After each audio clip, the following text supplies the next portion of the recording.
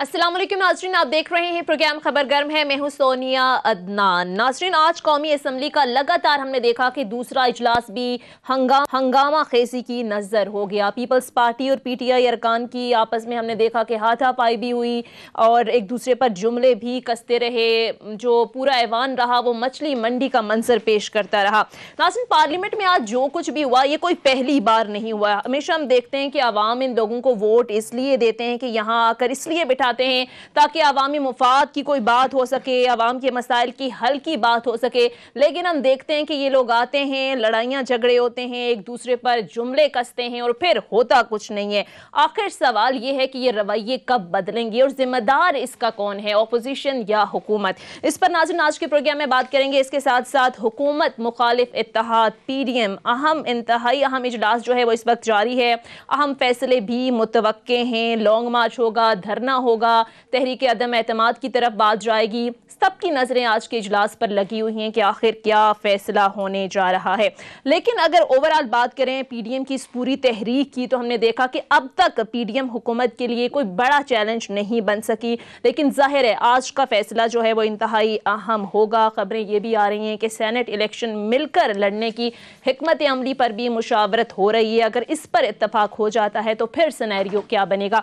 यही वो मामलात है नाज़रीन जिन पर आज के प्रोग्राम में हम बात करेंगे। और मेरे साथ मौजूद हैं सीनियर एनालिस्ट एहतशाम उल हक साहब, एनालिस्ट मलिहा हाशमी साहिबा भी हमारे साथ मौजूद हैं, जबकि वीडियो लिंक पर हम मुझे ज्वाइन करेंगे सेनेटर अनवर बेग साहब, सीनियर सियासतदान हैं आप। बहुत बहुत शुक्रिया आप तीनों का। एहतशाम साहब, सबसे पहले आपसे आगाज़ कर लेते हैं। एहतशाम साहब, आज जो कुछ पार्लियामेंट में जो मंजर देखने को मिला, शायद बहुत कम ऐसी सूरत हाल देखने को सामने आई कि स्पीकर की हिफाजत के लिए गार्ड्स बुलाए जाते हों और फिर जो सूरत हाल हंगामा आराई तक भी पहुंची है। कैसे देखते हैं, ये दुनिया का कौन सा जमहूरी रवैया है? देखिए, बड़ा अहम सवाल भी है और आपका, और जिसको कहना चाहिए कि बड़ी परेशान कुन सिचुएशन है। और 2 दिनों में कल और आज जिस तरीके से पार्लियामेंट में पार्लियामेंटरियन ने अपने पार्लियामान को बेतौकीर किया, जो अगली सीन देखे गए वहाँ पे, जो शदीद गम व गुस्सा और शॉर्ट ऑफ गलीज़ गालियों के सब कुछ हुआ, धक्के भी हुए, सब कुछ हुआ। देखिए, अब लोगों ने कहना शुरू कर दिया है 2 दिन के बाद, कम से कम आज सब हलकों में बात हो रही थी, जहाँ भी इनसे बात हुई कि भाई अब तो बड़ा वाज़ेह तौर पे लग रहा है कि किसी को जमहूरियत में दिलचस्पी नहीं, आम आदमी के मसाइल में दिलचस्पी नहीं, किसी को निज़ाम में तब्दील करने की दिलचस्पी नहीं। इसका थोड़ा सा सोनिया होलिस्टिक मजबूरी आप व्यू लें तो आज जिस तरीके से सुप्रीम कोर्ट के चीफ जस्टिस ने भी जो रिमार्क्स दिए हैं वो बड़े सख्त रिमार्क्स हैं। वो सारी सिचुएशन जो देख रहे हैं मुल्क के अंदर हो रही है, उन्होंने कहा कि भाई ये जिस तरीके से मामला चल रहे हैं हम कब तक खामोश रहेंगे, ठीक है ना, और ये कोई आइडियल सिचुएशन नहीं है। और फिर ये कि सियासी जमातों में डिक्टेटर्स बैठे हुए हैं। अटॉर्नी जनरल कहते हैं जी हम हालत जंग में हैं। अब देखें, कहने वाले लोग तो ये भी कह रहे हैं कि जी कौन किसको दावत दे रहा है कि जी आ जाएं, हमें भगा दें यहाँ से, अगरचे ऐसा बाजार नहीं लगता।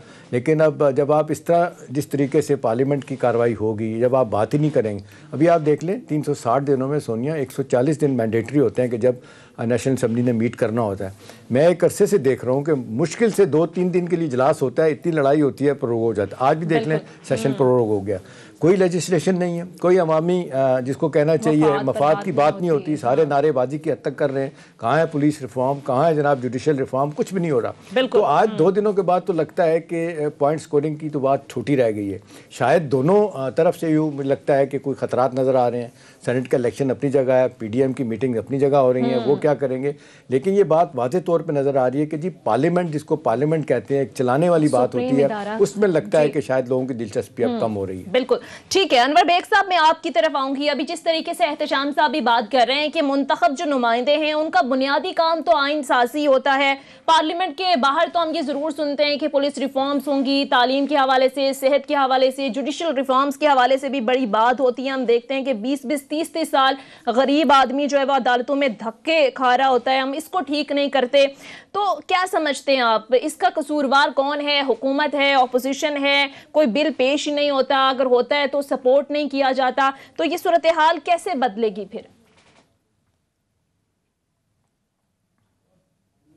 के प्रोग्राम में और दूसरे प्रोग्राम्स में मैंने बात की है, ये मुझे एको आ रही है। Can you tell your producer के ये एको निकालें जरा, इट्स डिस्टर्बिंग।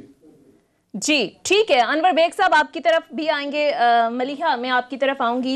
यही सवाल अगर मैं आपसे करूं कि मुंतखब नुमाइंदों का काम तो बुनियादी तौर पर आइन साज़ी करना होता है, लेकिन ये जो कुछ पार्लियामेंट में हो रहा है इसका जिम्मेदार आप किसे करार देती हैं? ऑपोजिशन है, हुकूमत है? अब समझती हैं कि रवैये बदलने की जरूरत है? अजीब सी बात है, बड़ी बदकिस्मती की बात है। तशाम साहब आपको भी याद होगा कि पब्लिक अकाउंट्स कमेटी का चेयरमैन शहबाज शरीफ साहब को बनाने के लिए ऑपोजिशन ने कितना अरसा, कितने महीने लड़ाई लड़ी, और मैंने वो पार्लियामेंट के सेशंस कवर भी किए जिसमें मुझे याद है अच्छी तरह के यूं कागज़ फाड़ फाड़ कर ये फेंकते थे कि बस शहबाज शरीफ ही पब्लिक अकाउंट्स कमेटी के चेयरमैन होंगे वरना हम ये पार्लियामेंट चलने नहीं देंगे।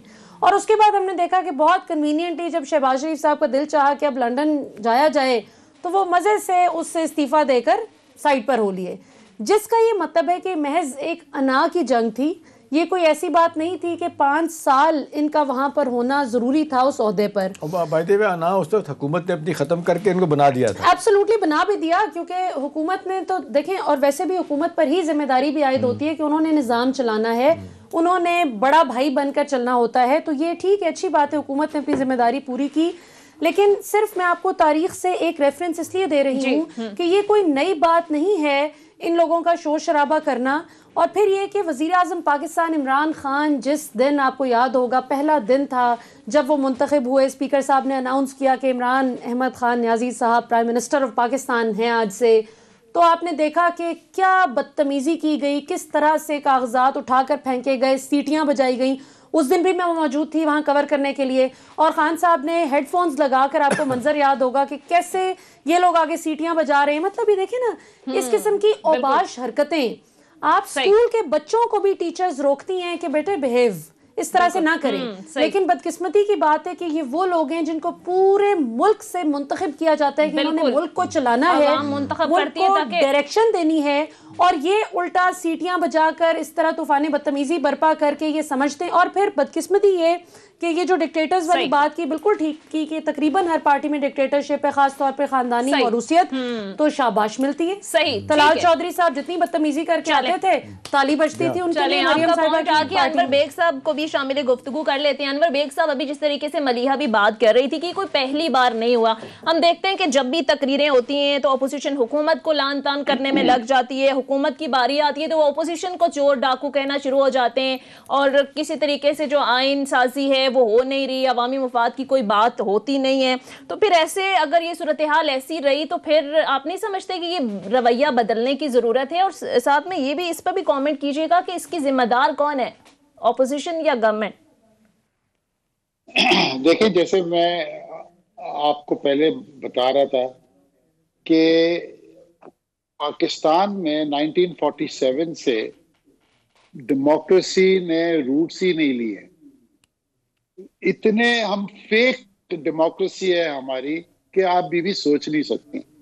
यानी यहाँ पे लूट मार के अलावा डेमोक्रेसी में कुछ नहीं हुआ।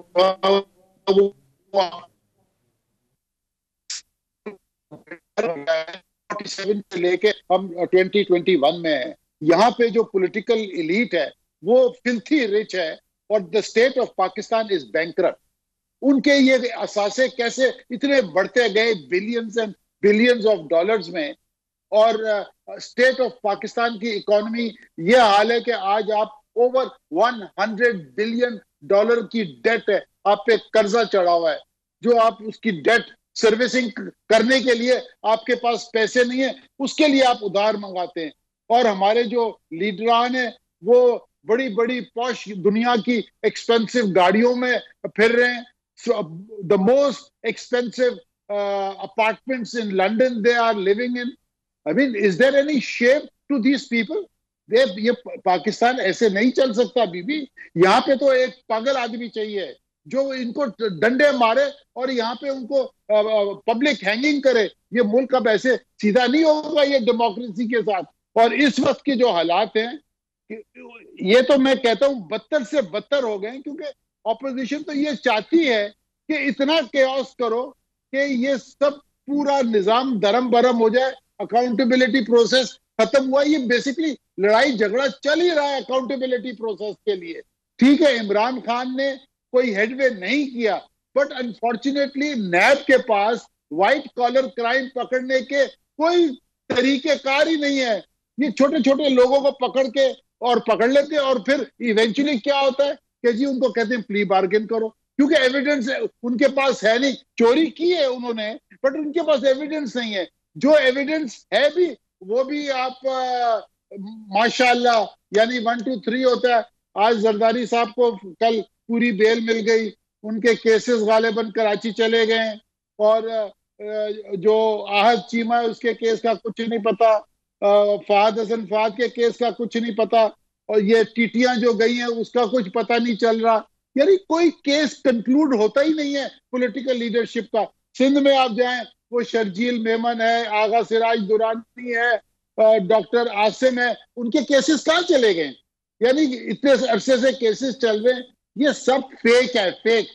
ये निजाम ऐसे, आई एम सॉरी, नहीं चल सकता। यहाँ पे एक पागल आदमी चाहिए और वो ऐसा डंडा चलाए, चाहे वो मिलिट्री का हो, सिविलियन हो, कोई भी हो, but he has to be a madman with no compromise. सही। अब ये कह रहे हैं कि निजाम की बेहतरी के लिए रिफॉर्म्स की जरूरत है। एहतशाम साहब जी, बड़ी एक मैं चीज ऐड करना चाहूंगी। सर आपने बड़ी अच्छी बात की सेनेटर साहब। बात यह है कि इमरान खान साहब ने इसीलिए ये जो पाकिस्तान तहरीक इंसाफ की हुकूमत ने इंतखाब किया है जस्टिस रिटायर्ड अजमत सईद शेख साहब का, वो प्रिसाइजली इसीलिए किया गया है क्योंकि वो बहुत माहिर हैं वाइट कॉलर क्राइम पकड़ने में।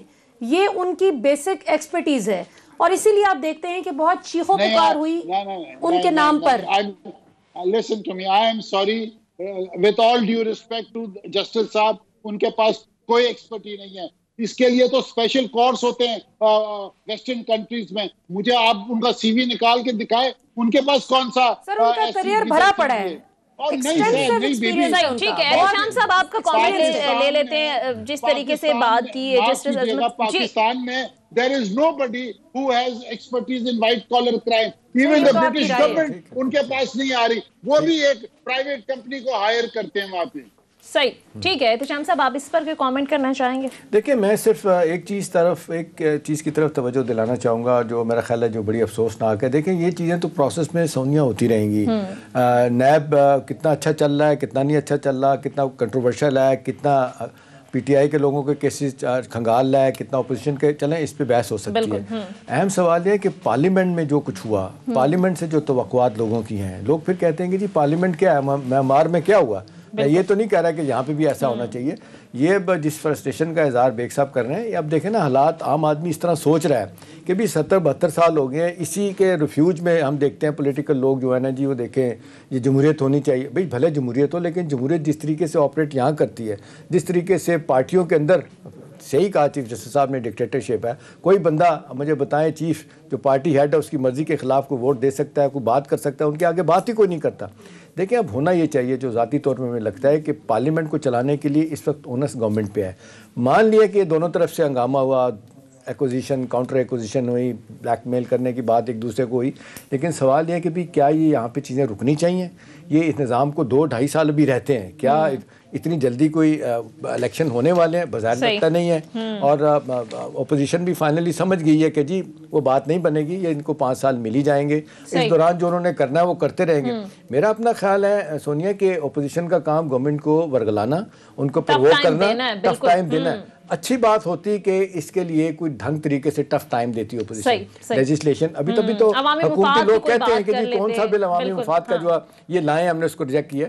मेरा ख्याल है इसके लिए बड़ा ज़रूरी है कि बाई पार्टीजान अप्रोच हो। अभी देखें ना, अपोजिशन वाले कह रहे हैं कि जो कल बिल पेश किया गया दोहरी शरीयत वाला और सेनेट के इलेक्शन का शो ऑफ हैंड्स, वो कहते हैं 10 मिनट में कंसर्न कमेटी से पास करवा के लेके आ गए। इस पर आपने बहस ही नहीं की, बात में वजन है, इस पर होनी चाहिए, अपोजिशन का नुक्ता नज़र जानना चाहिए। तो उसके बाद पार्लियामेंट में बिल आता, उस पर भी आप देख लें जिस तरह कापियाँ फाड़ेंगी। तो ये लगता नहीं है कि इस तरह मामला चले। ये बेग साहब की बात में मुझे वजन लगता है कि ये अब ज़्यादा ख़ास तौर पर आज चीफ जस्टिस के ऑब्जर्वेशन, इतनी स्ट्रॉन्ग ऑब्जर्वेशन के बाद कि भी अब कहीं ना कहीं से तो कोई इंटरवेंशन होगी कि भाई अनफ इज अनफ, आप कोई मुल्क का भी सोचें, मुल्क किधर जा रहा है उसकी तरफ कोई नहीं सोच रहा। और यही अगर खान साहब होते ना ऑपोजिशन में और दोहरी शरीयत का बिल ऑपोजिशन इस तरह से ले आती, आज की ऑपोजिशन अगर हुकूमत में होती जो कल तक की हुकूमत थी, तो यकीनन खान साहब इसके खिलाफ बहुत शोर मचाते कि देखें जी हमारी राय को नहीं इसमें शामिल किया गया। तो ये बहुत स्ट्रॉन्ग पॉइंट है ऑपोजिशन का, अगर ये इस पे बिल्ड अपॉन करें। अगर ये इन चीज़ों पे फोकस करें, सिवाय इसके वही जो फवाद चौधरी कहते हैं कि मेरे वालिद साहब का केस, करप्शन का केस बंद कर दें, मेरे चाचा को माफ़ कर दें, हमारी करप्शन के केसेस को ना छेड़ें, इससे हटकर अगर ऑपोजिशन वाकई इन जेन्युइन इश्यूज पे बात करे ना, तो एहतेशाम साहब मैं समझती हूँ कि बहुत अहम रोल प्ले कर सकते हैं अगर ये जेन्युइन एफर्ट करें। ओपोजिशन की अपनी सर्वाइवल के लिए भी बड़ा ज़रूरी है हाँ कि वो भले तनकीद करें कि भाई नैब का निज़ाम कंट्रोवर्शियल है, हाँ हुकूमत डिलीवर नहीं कर पा रही, लेकिन at the end of the day लोग उनसे भी तो पूछेंगे कि भाई आपकी कारकर्दगी किधर है। Exactly. आपको भी तो बैठ के अपने को बिल लेके आने थे, आपको भी तो कोई ऑलिव ब्रांच ऑफर करनी थी हुकूमत चलाने के लिए, वो उनकी तरफ से भी नहीं होगा। ठीक है अनवर बेग साहब, इसी गुफ्तगू को आगे बढ़ाते हैं। अब जिस तरीके से हम देख रहे हैं कि ऑपोजिशन ये तो चाहती है कि शफाफियत हो, लेकिन ऑपोजिशन का शिकवा ये है कि उजलत में ये बिल लेकर आ गए, हमसे कोई बहस नहीं की, इस हवाले से मुशावरत नहीं हुई। दूसरा, इस पर भी सवालात उठ रहे हैं कि एक तरफ अगर रेफरेंस दायर किया तो उस फैसले का इंतजार कर लेते, फिर आईनी तरमीमी बिल पेश किया जाता, और अगर आईनी तरमीमी बिल लाना ही था तो फिर पार्लियामेंट में रेफरेंस क्यों दायर किया गया? मुझे ऐसे लगता है कि प्राइम मिनिस्टर इमरान खान के लीगल एडवाइजर्स कम हैं और इलीगल एडवाइजर्स कुछ ज्यादा ही भरे हुए हैं, और इमरान साहब को इतनी मुझे लगता है कि समझ नहीं है कि वो क्या उनसे कहलवा रहे हैं। देखें, जब आपके पास नंबर्स ही नहीं है तो आप पार्लियामेंट से कैसे पास करवाएंगे आप? मतलब है, या तो उनकी ये स्ट्रैटेजी है कि जी ठीक है, यहाँ से फेल तो हो ही जाएगा, रिजेक्ट हो जाएगा, हम जाके पब्लिक को ये कहेंगे कि जो देखो जी हम तो ये करना चाहते थे, ये ऑपोजिशन ने करने नहीं दिया। देखिए, इस वक्त जो पार्लियामेंट है ना, ऑपोजिशन ये चाह रही है कि इतना केओस करो, इतना केओस करो, जैसे आज चीफ जस्टिस साहब बोले, और फिर जो पावर्स टू बी हैं कि वो आके इंटरवेंशन करें और फारिग करें। जब ये गवर्नमेंट फारिग होती है for any other odd reason, होगा क्या? अकाउंटेबिलिटी प्रोसेस पूरा रुक जाएगा। That is what they want. Please try to understand this. लेकिन ये जो घपले चीज जरूर बताइएगा, एक जिस चीज पे बहुत ऑपोजिशन गिमिक्री दिखा रही है, अब कल से कहना शुरू कर दिया कि जी मिल के सेनेट का इलेक्शन लड़ेंगे, वो इंप्रेशन ये देने की कोशिश कर रहे हैं कि मिल के इलेक्शन लड़ेंगे तो हमारी सीटें ज्यादा हो जाएंगी, जबकि आप सेनेट पे रहे हैं, आपको मुझसे ज्यादा पता है, आप जानते हैं कि ये सारे मिल भी लें तो सीटें तो वही हैं जो पीपल्स पार्टी की, अनलेस के ये कि एक दूसरे के लिए कंसीड कर दें। अब हतमी तौर पे यही लग रहा है कि 50-50 सीटें हो जाएंगी, शायद एक आध सीट अपना क्या कहते हैं सारी मिला के अपोजिशन की 50 और पीटीआई की 50, नेचुरली उनके पास एज तो हो जाएगा मेजॉरिटी का। और जो बिल पास करना चाहते हैं, जो जैसे देखा आपने फेटअप पे पार्लियामेंट में जाना पड़ा, पार्लियामेंट का इजलास बुलाना पड़ा, तो हुकूमत कम से कम कानून साजी तो आइन साजी तो कर सकेगी ना। अरे अपना एहतशाम भाई, ये बहुत बड़ा क्वेश्चन है। बड़े नोट चलेंगे, बड़े नोट चलेंगे, हमारे सामने नोट चलें, ये नोट रुकेंगे नहीं। ये you can not make a guess कि आपको क्या क्या नंबर्स, अगर आप जेन्युइनली जाएं तो आप नंबर्स गेस कर सकते हैं। बट यहाँ पे तो आपने चेयरमैन का इलेक्शन देखा था ना, वोट ऑफ नो कॉन्फिडेंस का क्या हाल हुआ था। यानी शर्म आ रही थी कि एक मिनट में क्या और दूसरे मिनट में क्या। तो you can not trust anybody. ये सब कायदे आजम मोहम्मद अली जिन्ना की पैदावार है। सब वहां पे ये लोग पैसा नोट फेंकेंगे और तमाशा देखेंगे। So to make any guess what the numbers would be in the senate of every respective party is very difficult, क्योंकि यहाँ पे पैसे चलेंगे। और खास तौर पे आई एम सॉरी टू से बलूचिस्तान और केपी के अंदर तो ये नॉर्मल रूटीन है पैसा चलना। सही, ठीक है। आज से मलिहा इस पर कमेंट कीजिएगा, क्योंकि ज़ाहिर सेनेट इंतखाबात के हवाले से आगे भी चल के हम बात करेंगे। अब सवाल ये है कि हम देखते हैं कि ऑपोजिशन में जब होते हैं लोग या पॉलिटिकल पार्टीज, तो रवैये कुछ और होते हैं। जो ही हुकूमत में आते हैं तो फिर हम देखते हैं रवैये बदल जाते हैं। हमने देखा कि इमरान खान साहब की जानिब से भी बड़ा कहा जाता रहा है कि हम 3 माह के अंदर निज़ाम बदल देंगे, करप्शन का खात्मा करेंगे, पुलिस रिफॉर्म्स होंगी। लेकिन हमने देखा कि सूरत हाल इससे मुख्तलिफ। इस पर सवाल उठाएंगे कि आखिर ऑपोजिशन में जब आप होते हैं तो रवैये और होते हैं, हुकूमत में रवैये क्यों होते हैं। लेकिन नाज़रीन, मुख्तसर ब्रेक के लिए कहा जाता है, ब्रेक लेते हैं। Stay with us.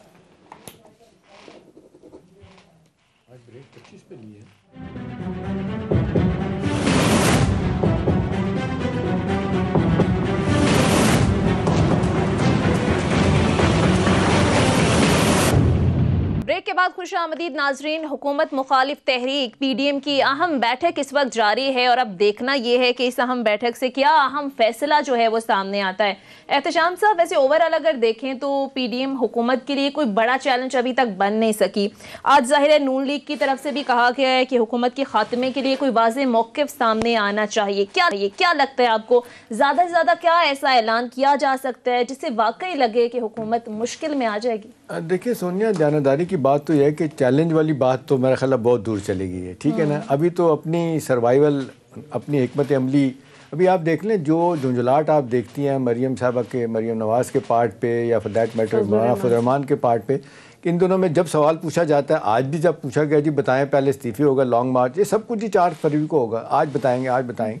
अभी देखें जो अंदर से इतलात आ रही हैं, जो हमें पता चल रहा है कि जरदारी साहब ने एक नई लाइन देने की कोशिश की है PDM को, क्योंकि आपको याद है कल जिस तरीके से शाहिद खकान अब्बासी ने झुंझलाहट में ये कहा कि जी पीपल्स पार्टी को साइड पे हो जाना चाहिए, उसके जवाब में जो इतलात आ रही हैं वो उनको ये कह रहे हैं कि भी देखें, एक बात कर रहे हैं कि जी आप ये छोड़ दें कि हम नो कॉन्फिडेंस मोशन लेके आएंगे। वो कहते हैं कि जी हम हालात पैदा करते हैं कि प्राइम मिनिस्टर को मजबूर किया जाए कि एतमाद का वोट ले। अब वो कह रहे हैं कि जी BNP 4 सीटों के साथ बाहर चली गई है, MCOM वाले भी कुछ नाराज़गी दिखाई देते हैं और कहा जाता है PMLQ वाले जो है ना वो भी कहते हैं कि कंफर्ट जोन में नहीं है। उनका ख्याल है कि इसको एक्सप्लॉइट किया जाए, लेकिन प्रोसेस में इतलात ये भी आ रही हैं कि जी एक दफ़ा फिर जरदारी साहब जो है ना वो तैयार कर रहे हैं अपने आप को, क्योंकि ये तो अब दो राय है नहीं है, जिस तरह बेग साहब बता रहे थे कि मंडी लगनी है, पैसा खर्च होगा। अभी आप देखना है KP में बड़ी मुश्किल से ख़त्म किया, वो तो आपने देखा कि जिस तरीके से इंतजाम हुआ, सारी पार्टियों ने कहा, इवन आप देख लें कि PML की गवर्नमेंट में एक कमीशन बना था अपने सरताज अजीज साहब वाला, उन्होंने कहा जी इनको आप मर्जर करके करें इसका, लेकिन नवाज शरीफ साहब आखिरी दम तक नहीं किया क्योंकि फजल रहमान नहीं चाहते थे कि ये हो। अब वहाँ पे देख लेना कि 12 क्या कहते हैं सीटों के लिए 8 MPA जो है ना वो माल खाया करते थे। अब ये कहा जा रहा है कि बलूचिस्तान में और सिंध में ये काम होगा, पंजाब में भी आज तो 12 दावा कर दिया इन्होंने फ्लोर ऑफ द हाउस अपने राजा परवेज अशर साहब ने कि आपके लोग हमारे कांटेक्ट में, यानी PTI के लोग, और वो कह रहे हैं कि जी भारी पैसा लेंगे और दिया जा रहा है, और उन्होंने कहा कि पैसे लग चुके हैं, एडवांस पकड़ा जा चुका है, तो ये कहते हैं। देखिए अब सवाल ये कि इस वक्त सारे दिल से जुलूस करने का मकसद यही है कि जो एक प्रोग्राम दिया था उन्होंने वो PDM वाले वो बहुत दूर चले गए, और बार बार यही बात आती है कि 13 दिसंबर का जलसा अगर कुछ बेहतर हो जाता और फिर ये मामलात आम आदमी की फलाह के लिए लेके जाते, ये नहीं कि हुकूमत को हटाना है, तो शायद कोई बात बनती। वो 13 दिसंबर वाले अभी बयानात भी नहीं आ रहे, जैसे बात होती थी आर पार होगा और बस वो तो करने की हिम्मत बयानात भी अब नहीं आ रहे। वो तो अच्छा नहीं आ रहे ना, क्योंकि उन्हें पता है कि पहले बयानात देकर बेइज्जती ज्यादा हुई है। बिल्कुल ना इतने बयानात दिए होते 6 को 13 के हवाले से आर या पार होगा तो शायद इतनी बेइज्जती ना होती। चले मलिहा इस पर कमेंट कर लें कि आज अगर कोई बड़ा ऐलान, लॉन्ग मार्च की हतमी तारीख या कोई बड़ा फैसला नहीं आता तो फिर क्या मुस्तकबिल रह जाएगा PDM? अब बड़ा ऐलान क्या ही हो सकता है, आप बताएं ना, आप खुद बताएं क्या बड़ा ऐलान हो सकता है। मतलब जो लॉन्ग मार्च की तारीख अगर तो दे जाएगी, फहरिस्त आ जाएगी, जलसे जुलूस की ट्रक की बत्ती के पीछे लगाना है तो वो तो खैर एक अलग बात है, लेकिन मैं ये समझती हूँ कि अगर ये शुरू ही 20 सितंबर से ही जो मियाँ साहब ने शुरू किया था, अगर ये 2 गलतियां, बड़ी गलतियां ना करती ऑपोजिशन तो आज इनके हालात बहुत बेहतर होते। एक तो ये कि ये अपनी करप्शन केसेस बचाने के चक्कर में इस हद तक आगे ना निकल जाते कि रियासती इदारों पर हमलावर हो जाते, जो इन्होंने पहली गलती बहुत मिसकैलकुलेशन थी। वो जो इनकी मिसकैलकुलेशन थी उसकी वजह से ये हुआ कि पाकिस्तान की अवाम इनके खिलाफ आकर खड़ी हो गई। इदारा कोई नहीं इनके खिलाफ खड़ा हुआ, ये इनकी बड़ी गलत फहमी है कि कोई इदारा इनका बाजू दबाएगा। पाकिस्तान की अवाम इनके खिलाफ खड़ी हो गई है कौमी सलामती के इदारों के हक में। दूसरी जो इंपॉर्टेंट बात है वो ये कि इन्होंने अपना ट्रम्प कार्ड पहले ही खेल दिया। इस्तीफे हमेशा आखिरी ऑप्शन हुआ करते हैं किसी भी सेंसिबल डेमोक्रेसी में।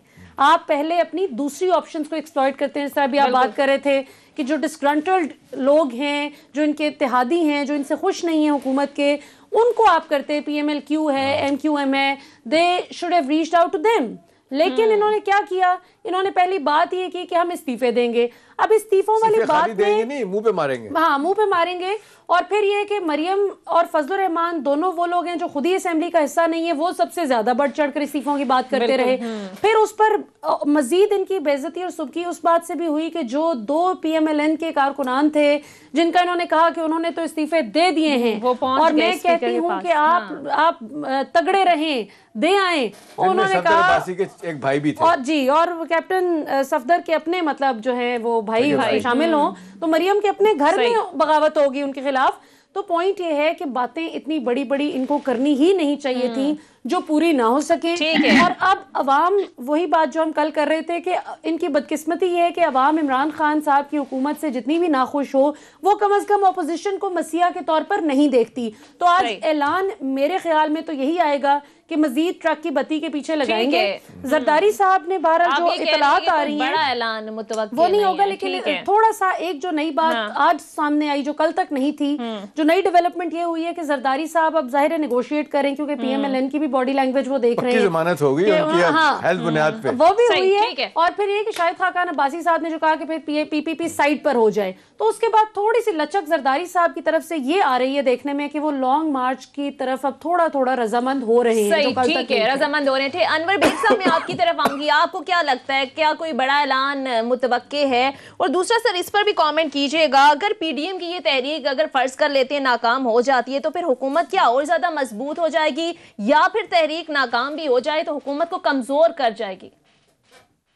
देखें, पहली बात तो आप एक बात समझें, पाकिस्तान की पॉलिटिक्स के अंदर जो भी MPA MNA इलेक्ट होके आता है या इलेक्शन लड़के आता है, वो फ्री फंड में इलेक्ट नहीं होता, उसके 10, 12, 15 करोड़ रुपए लगे हुए होते हैं।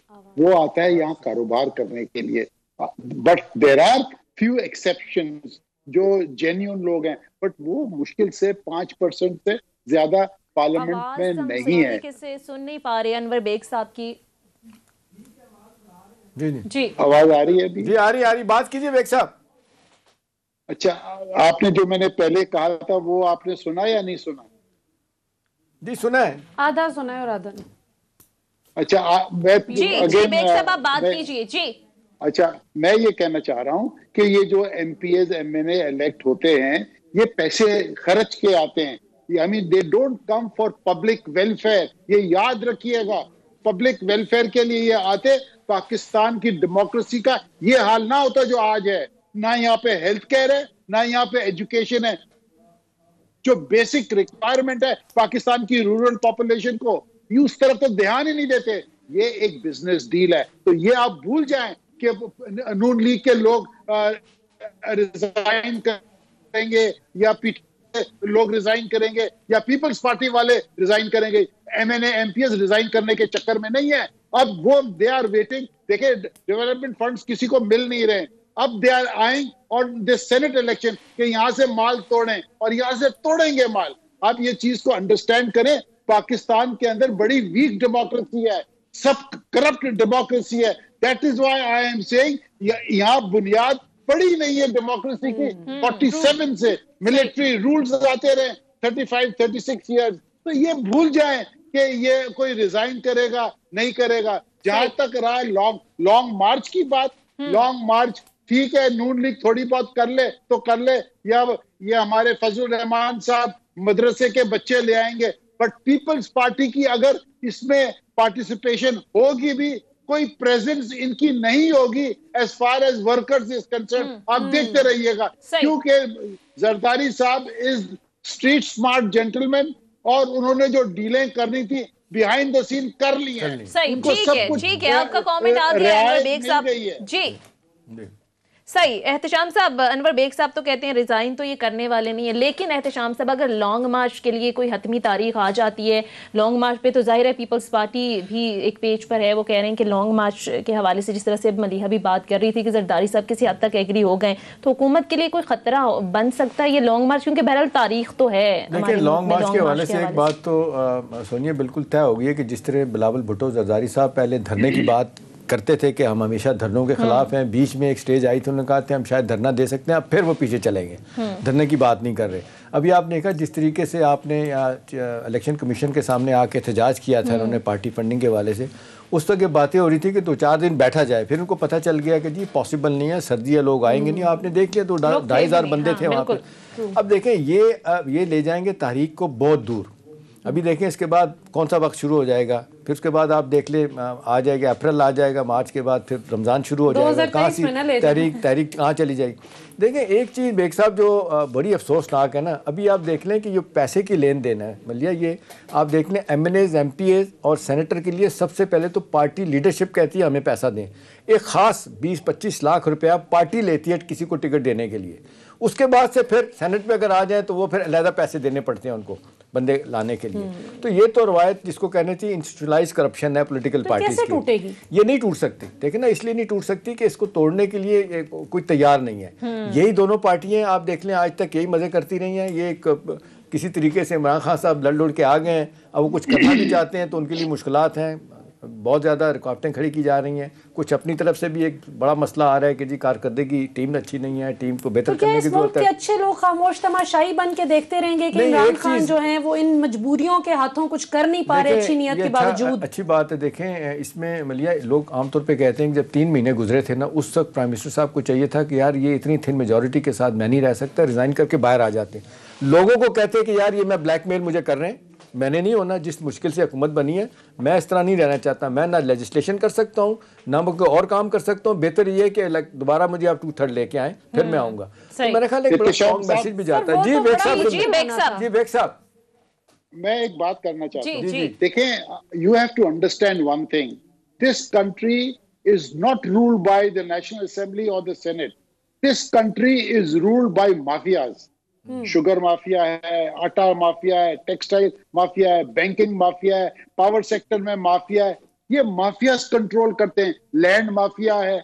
यानी आप अंदाजा नहीं कर सकते कि यहाँ पे अगर कोई करना भी चाहे, इमरान खान करना भी चाहे, वो मजबूर है। आप देख लें, शुगर का कुछ हुआ, आटे का कुछ हुआ, IPPs का कुछ हुआ, कुछ भी नहीं हुआ। वो मजबूर है, नहीं कर सकता, क्योंकि ये माफिया इतने स्ट्रांग है कि आप सोच नहीं सकते। तो मैं ये इसीलिए आपको कह रहा हूं कि यहाँ डेमोक्रेसी नहीं चाहिए, यहाँ पागल आदमी चाहिए। मैं रिपीट कर रहा हूं, please, we want a mad man. I mean, मुझे एक चीज कोई बताए, I as a member of public, मैं एक सवाल करना चाहता हूं इमरान खान को और बाजवा साहब को। मुझे ये बताया जाए, कौन से ऐसे कानून से आपने मियां नवाज शरीफ को जेल से उठा के एक स्पेशल प्लेन पे लंदन पे प्लेटलेट्स पे भेजा, जो शख्स वहां पे एक दिन हॉस्पिटल में नहीं गया? ये कौन सा, ये चक्कर क्या हुआ? Who released him? What happened? I think as a member of public I want to know कि भाई व्हाट हैज हैपेंड। ऐड कर दूंगा मलिया। देखें जो बात आप कर रहे हैं ना ये शुगर माफिया की, आप देख लें कि जब शुगर कमीशन की रिपोर्ट आई थी, इंक्वायरी कमीशन की रिपोर्ट आई थी, फिर एक शुगर माफिया के एक साहब ने ओपनली बात की थी कि भाई क्या हो जाएगा। वो कहते हैं हमारे बंदे SCCP में बैठे हुए हैं, स्टेट बैंक में भी बैठे हैं, FBR में भी बैठे हैं, NAB में भी बैठे हैं, हमारा तो बाल नहीं कोई बिका कर सकता। इतने धड़ल्ले से कहते हैं वेग साहब, तो फिर कैसे करप्शन माफिया खत्म होगा?